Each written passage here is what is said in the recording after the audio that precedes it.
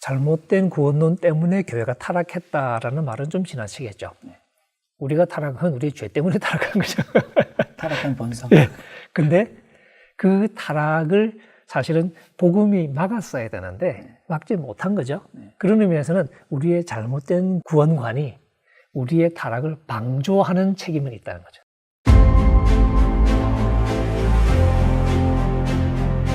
복음에 대한 이해가 확실해야 돼요. 바르고 확실해야 돼요. 구원 열차 올라탔으니 이제는 천국 혜택에서 따놓은 거다. 아예 따는 게 아니야. 그 양떼를 오도해서는 안 되지. 복음의 생명의 길로 인도를 해야죠. 그게 목자죠. 그게 선한 목자죠.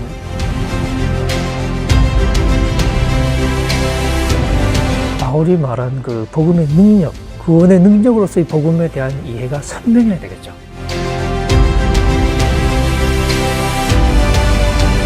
내가 지금까지 알고 배웠던 그런 가르침에서만 성경을 보지 아니하고 오히려 성경 전체의 가르침을 통해서 내가 바꾸어지고 내 견해가 새로워져서 자신이 목회하는 교회가 나아가서 한국 교회가 말씀을 따라서 조금씩 갱신되고 변화되지 않을까.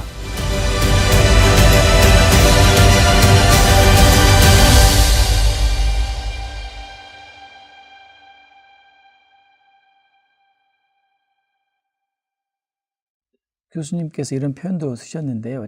칭의 이후에도 여전히 죄의 삭은 사망이며, 만약에 칭의 이후에도 죄의 삭은 사망이라는 말이 옳다면, 그리고 또 우리가 예전처럼 육신대로 살면 죽을 것이다 라는 말을 그대로 문자적으로 받아들인다면 그것은 구원을 잃어버릴 수 있다는 의미 아닙니까? 네.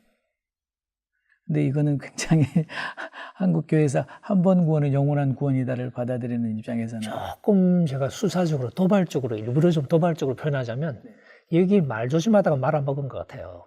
말 조심하느라고. 근데 사실 구원을 잃어버린다는 표현에 어폐가 있는 것이, 저는 구원이 본래적인 의미의 구원은 미래라고 생각을 하니까 마지막 심판 때 우리가 받을 수 있는 게 구원이니까 그 구원은 잃어버리는 게 아니라 아직 안 받았으니까 구원의 소망으로부터 탈락할 수 있죠. 부르심을 받았지만 택하신 자가 아닌 것으로 드러날 수도 있겠죠. 예수님이 그 잔치 비유에서 말씀하신 것처럼. 근데 초청받은 사람이 떨어지는 경우는 비일비재하죠. 초대교회 때부터 배교는 실제 현실이었고, 그래서 갈라디아서가 쓰여졌고 히브리서 같은 게 필요했고, 안 그러면 글을 쓸 필요가 없죠. 그러니까 배교라는 현실이 생생한 경험인 상황에서 쓰여진 글을 우리가 읽고 있는 거예요. 그런 의미에서 신자가 구원에서 떨어지냐 안 떨어지냐는 질문은 추상적인 질문이거나 의미 없는 질문의 공산이 커요. 실제로 믿는 사람들이, 우리 교인이 시험 들 수 있냐? 시험 들죠, 당연히. 그런 질문이 중요하냐? 아니면 진짜 구원받은 사람이 구원에 떨어질 수 있냐 하는 추상적인 질문이 중요하냐라고 물었을 때, 실제 목회 현장에서. 그런 면에서 사실 민감한 주제이긴 하지만 적어도 신약 성경의 그 표현을 봤을 때 하나님이 1만 달란트를 용서해 주셨어요. 해주신 척 하신 걸까요? 진짜 용서해 주셨을까요? 진짜 용서해 주셨다고 봅니다. 근데 그 사람이 100데나리온 빚진 자를 용서를 안 했어요. 그럼 어떻게 됐죠? 취소. 예. 그걸 어떻게 설명해야 되냐. 잔치에 초대를 받았어요. 그럼 잔치를 먹고 있어요. 그거 진짜 아니야. 그거는 아직까지 몰라. 그런 건가요? 근데 그 사람은 예복을 안 입었다는 이유로 손발 묶여서 바깥 어두운 데 쫓겨났거든요. 그게 뭘 말하는 거냐. 바울도 로마서를 쓰면서 예를 들면 11장 같은 데 올리브까지 얘기하잖아요. 이스라엘이 많은 그 사람들이 안 믿었잖아요. 하나님이 가지를 잘랐다고 표현하죠. 그리고 이방인들에게 경고하기를, 하나님이 원래 잘 붙어있던 가지도 잘랐다. 그럼 니네들 까불면 얼마나 더 쉽게 자르겠냐. 니네들 접붙여 놓은 건데. 그렇게 얘기를 하죠. 그런 표현은 굉장히 적나라한 표현이죠. 그게 뭘 말해주는 거냐. 그리고 이제 우리 개혁주의 신학에서 제일 어려워하는 게 히브리서인데, 히브리서의 언어도 분명하잖아요. 한번 이렇게 빛을 받고 은혜를 맛보고 뭐 그런 사람이 타락하면 다시는 기회가 없다. 그러니까 이제 개혁주의적인 주석에서는 이게 진짜 진정한 믿음의 이런 게 아니라고 자꾸 설명을 하죠. 그러면 상식적인 질문이, 진짜 믿음이 아닌 걸 그리기 위해서 이렇게 비슷한 표현을 겹쳤나. 은혜를 이만저만 받은 게 아니거든요. 여러 가지 표현이 겹치잖아요. 그죠? 그게 석연찮은 설명이 되는 거죠. 오히려 신약 성경은 진짜 저 사람이 택함 받은 백성이냐 이런 식의 어떤 이 독심술에는 관심이 없는 거예요. 어떤 의미에서는 하나님의 신실하심을 얘기하고 예정을 얘기하지만 오히려 그 모든 것 속에서 인간의 책임이 똑같이 살아있는.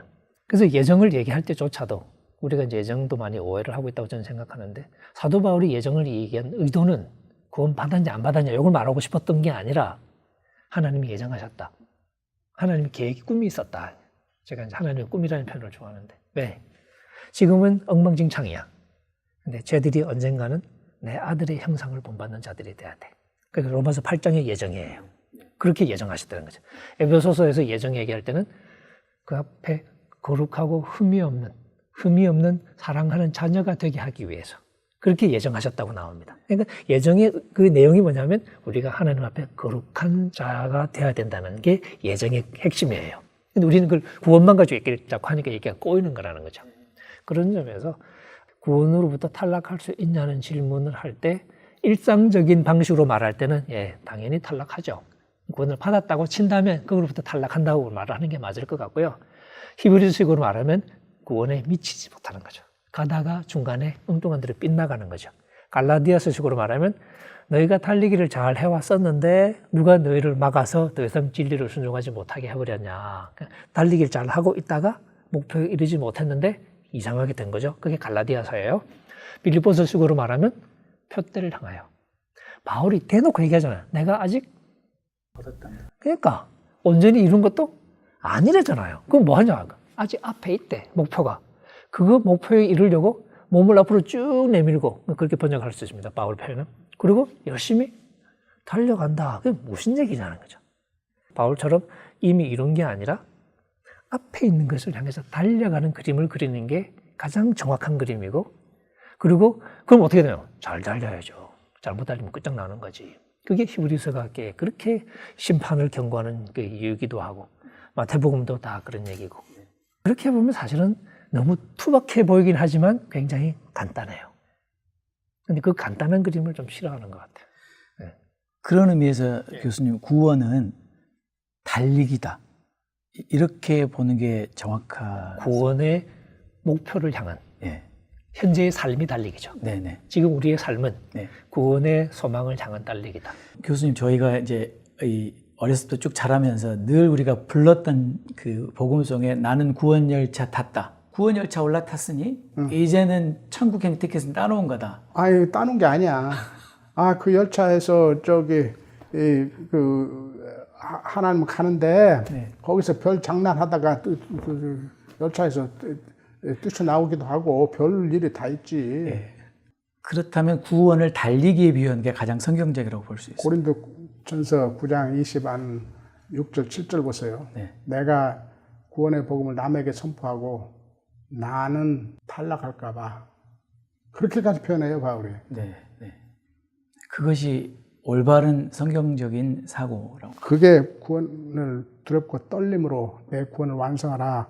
빌보서 2장 13절 말씀의 뜻이에요. 거기서 구원이라는 공동체적 안녕을 말하는 건데 그것은 우리 개인의 구원에도 적용되는 말이야. 다 이뤘담이 아니라 바울이 뭐라고 그래요? 내가 다 이뤘다면 3장에. 구원의 이 현재 내가 경주해야 할 곳을 가서 종말에 주께서 당시 로마의 경기장의 시상들을 그림으로 사용하는 거야. 황제가 다소 출신 바울 올라와. 너 이 경주를 온전히 1등으로 맞춰서 상 받으라. 바울처럼 달려간다고 말을 해야 되기도 하고 혹은 바울이 즐겨 쓰는 표현이 걸어간다, 행한다는 표현이죠.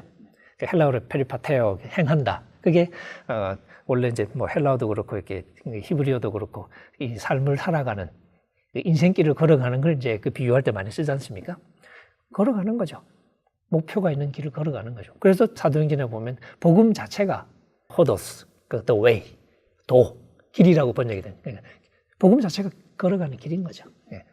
그래서 복음서에서 예수님이 제자를 삼으실 때 제자들이 하는 게 뭐냐면 아멘 하는 게 아니고 따라가는 거예요. 그러니까 나를 따라와라. 내 말 듣고 아멘 하라가 아니라 나를 따르라는 거였거든요. 그러니까 그런 의미에서 지금 우리의 삶이 바로 광야 여정과 같이 가나안이라는 구원의 목표를 향해서 우리가 순종함으로 걸어가는 길. 근데 이제 아직 구원 안 받은 거야 그러면 이렇게 물으면 좀 이렇게 황당하게 느껴질 수도 있겠죠. 하지만 우리가 너무 오랫동안 이미 받은 것처럼 너무 당연히 생각해버렸기 때문에 그런데 사실 구원의 소망이라는 말을 염두에 두면서 성경을 다시 찬찬히 읽어보면 처음부터 끝까지 소망 얘기네 하는 것을 쉽게 사실은 알 수 있습니다. 그러면 교수님, 정말 의롭다함을 받은 사람이 의의 열매 또는 거룩한 삶이 없다면 그는 구원이 없다라고 말할 수 있습니까? 그럴 수 있다고 경고해요, 바울이.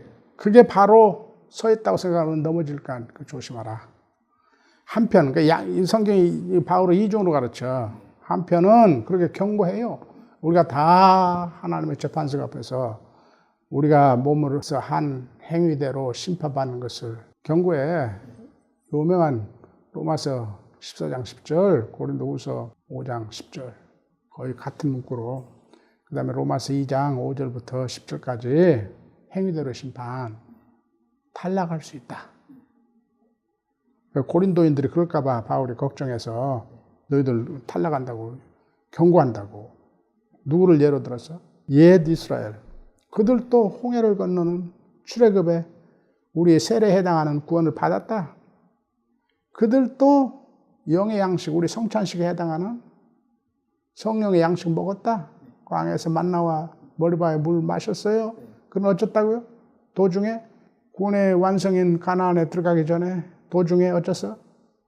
우상 숭배하고 음행하고 해서 다 죽었다. 이게 경고이다. 경고도 해요. 그러면서 당시에 바울은 뭐래요? 서령 우리는 그래도 하나님은 우리를 끝까지 지켜주시리라. 그래서 그가 우리를 구원을 예정하시고 때가 되면 구원하시고 종말의 심판대에서 그의 십자가의 속죄의 죽음과 그의 아들의 중보로 우리를 구원을 받을 거다. 그러니까 우리 구원이 확실하다. 양쪽으로 가르쳐요. 어느 하나를 약화시키면 안 돼. 어떤 사람만 그런데 후자를 누릴 수 있냐?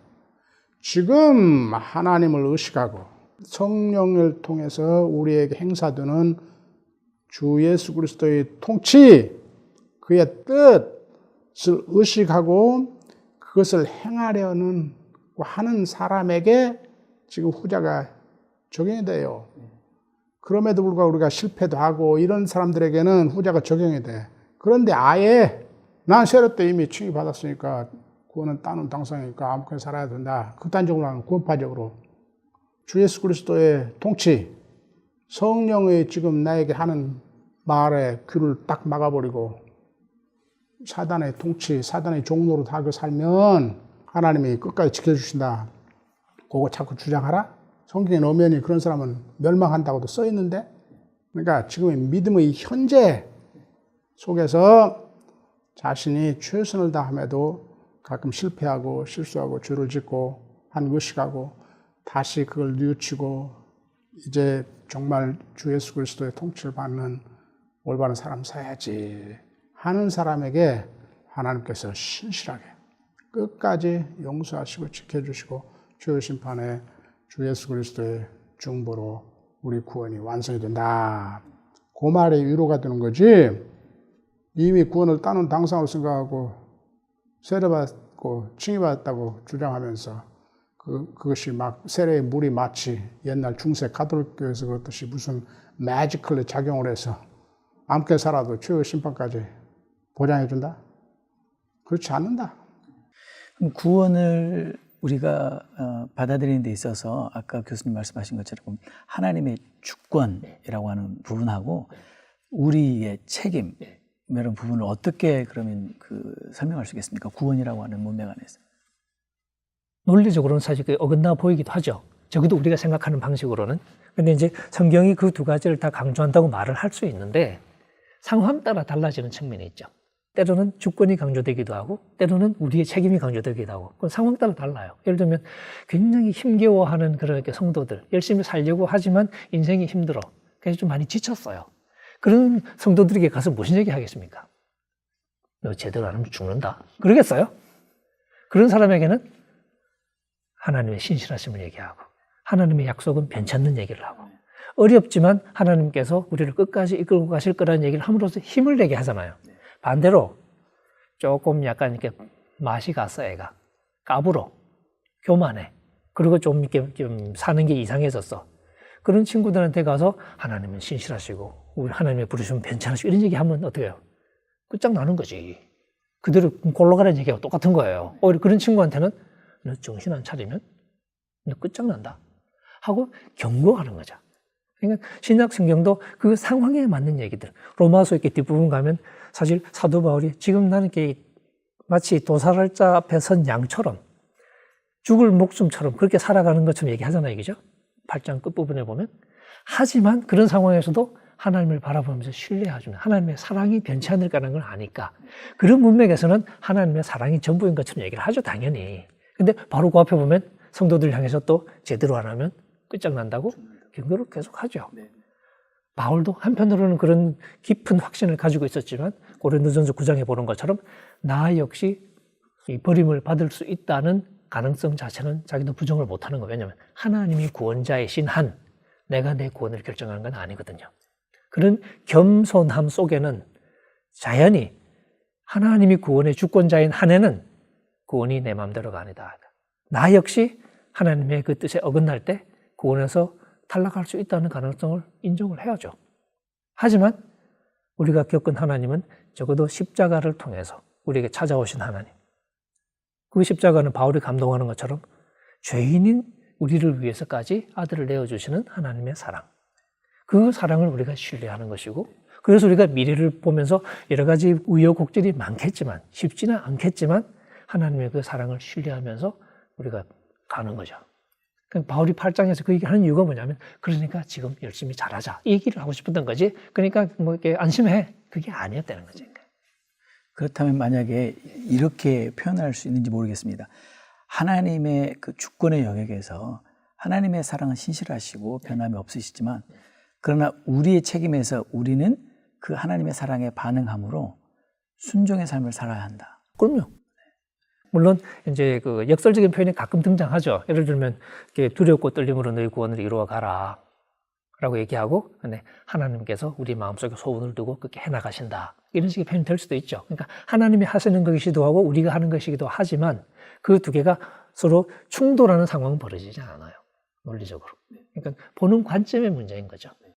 교수님 말씀을 다 듣고 나니까 제 안에 너무 안타까운 마음은 칭의와 구원론에 대해서 말씀하신 것처럼 왜곡된 구원론 또는 전통적인 부분적인 이해의 구원론 또는 구원파적인 값싼 구원론 이런 이해만 하고 있고 다른 얘기하면은 또 행위 구원론자라고 하기 때문에 너무 안타까운데 이 부분에 대해서 정말 이 교수님께서 우리 목회자들에게 해주고 싶은 말씀 또 실제 교수님께서 이 일을 위해서 하고 계신 그런 부분들을 말씀해 주시면 감사하겠습니다. 그러니까 목회자들이 그 복음에 대한 바르고 깊고 넓은 이해가 있어야 되고 이 복음을 해석해서 이 삶에 적용할 수 있는 신학적 사고 능력을 길러야 돼요. 근데 이러기 위해는 신학교 3년 MDB 과정이 너무 짧아요. 난 한국에서도 한 12년 가르쳤고 미국에서도 내가 MDB 과정을 미국 아이들, 미국 학생들 MDB 과정을 한 20년 가르쳤는데 지금 한국 신학교육이 많이 나아진 거예요. 그러나 지금도 솔직히 말해서 내가 한국에서 신학교에서 가르친 분량과 이 플로에서 여기서 레귤러 MDB 과정에서 가르친 분량을 비교하면 한국에서 교육은 미국의 과정의 반밖에 안 돼. 거기에다가 한국에서 교육의 제약이 또 많아. 나 시간도 없으니까 다 설명할 수가 없는데 책들도 부족하고 학문적 토론도 굉장히 한국엔 제약되어 있고 굉장히 부족해요. 미국의 그러니까 플로에서 그런 짱짱한 MDB 과정을 가르쳐도 이 학생들이 졸업할 때는 신학교에서 여러 과목들을 조금씩 단편적으로 배우는데 이걸 통합하는데 굉장히 어려움을 느끼고 가장 중요한 복음이 무엇이고 복음을 어떻게 선포해야 할 것에 대해서 깊고 포괄적인 이해가 결여돼요. 그 스스로들 다 그렇게 고백을 해.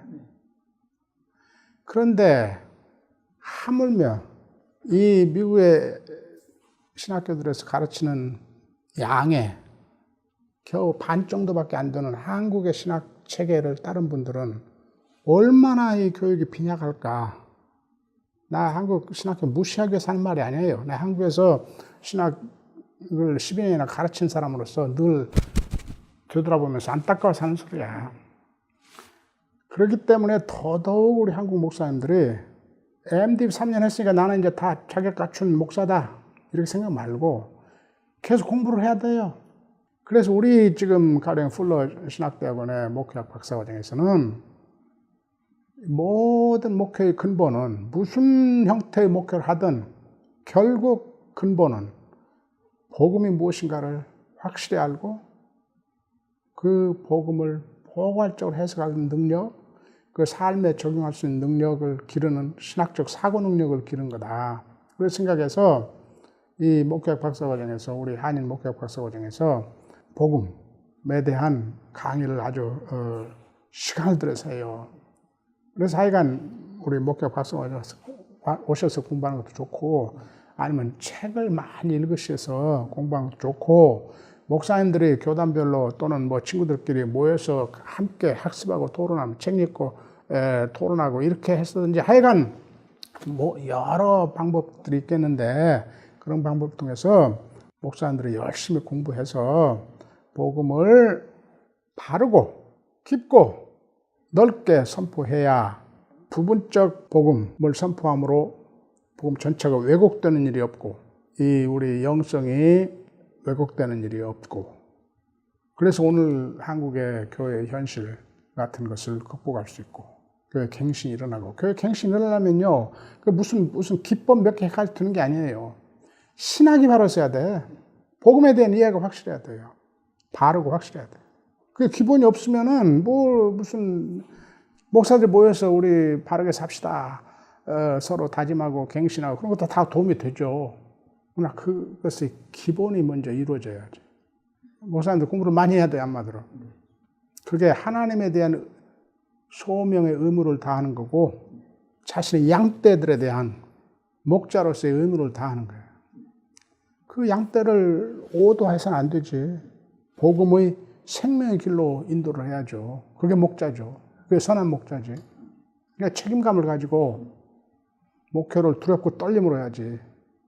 이 한국 교회의 칭의와 이제 구원론의 문제를 해결하기 위해서는 성경 전체에, 로마서도 로마서 전체에, 그리고 갈라디아서 갈라디아 전체뿐만 아니라 데살로니가전서와 빌립보서와 혹은 고린도 전후서 전체의 가르침을 충분하게 생각하면서 왜 이 성경에서 이 교회에서 이 부분을 이야기하고 있는지를 충분하게 생각해야 된다고 생각합니다. 뿐만 아니라 한국 교회가 이 구원론을 이해할 때에 바울의 어떤 특정한 서신뿐만 아니라 야고보서의 가르침도 주목해야 되고 특별히 복음서 마태복음서의 가르침도 주목해야 됩니다. 분명하게 마태복음서에서 예수님은 산상설교에서 너희 의가 바리새인과 서기관보다 낫지 않냐면 결단코 하나님의 나라에 천국에 들어갈 수 없다고 분명히 이야기하고 있고 주여 주여 하는 자마다 다 천국에 들어갈 것이 아니요 오직 하나님의 뜻대로 행하는 자라야 들어가야 된다. 나무는 열매를 통해서 보아야 된다. 그런 교훈뿐만 아니라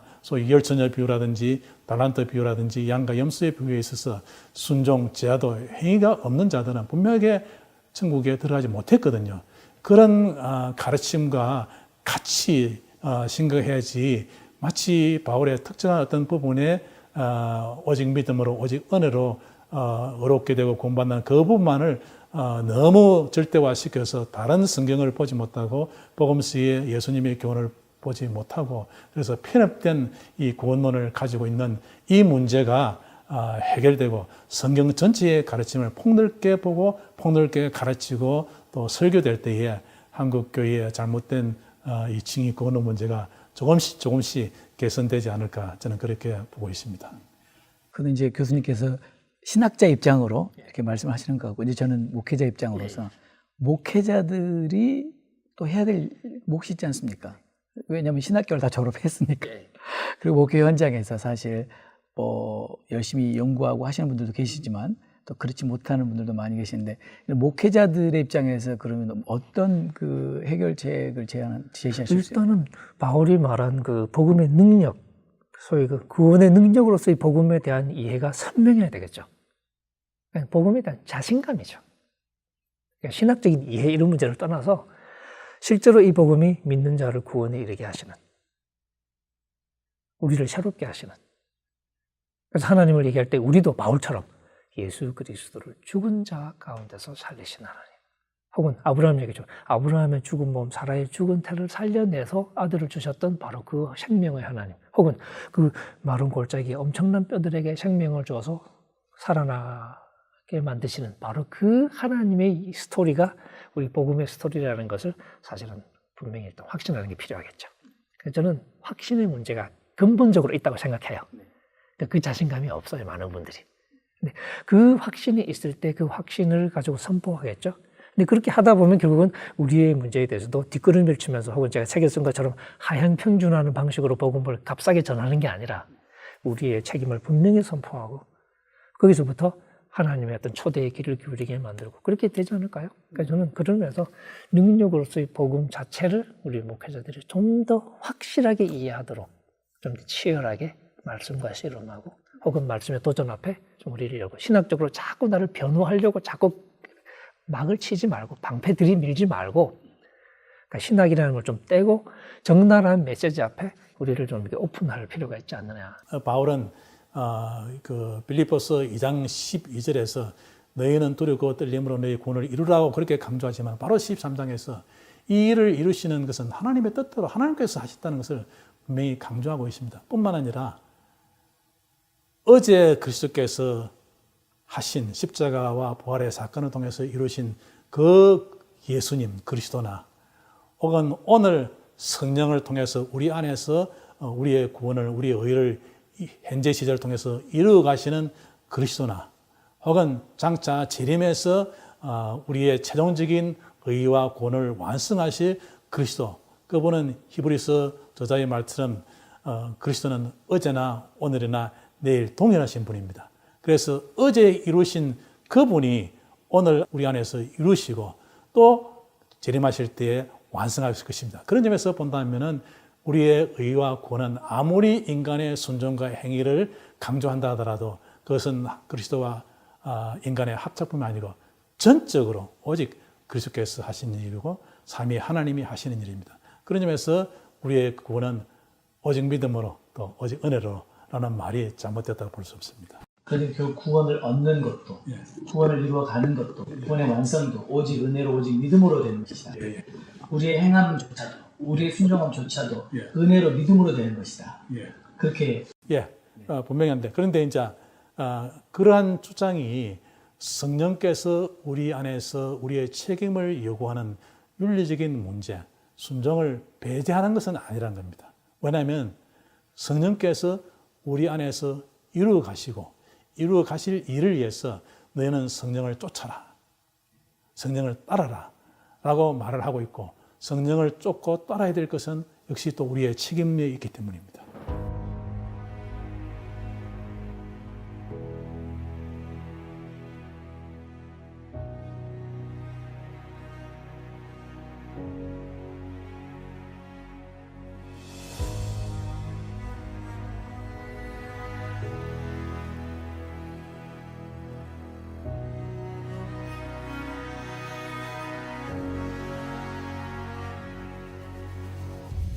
왜 우리는 이 말씀을 읽을 때 항상 긴장을 느낍니까? 첫째는 그들은 신앙 고백이 분명했는데 버림받았기 때문입니다. 둘째는 그들은 주여 주여 상당히 열성적으로 주를 섬긴다고 섬긴 사람이지만 버림받았습니다.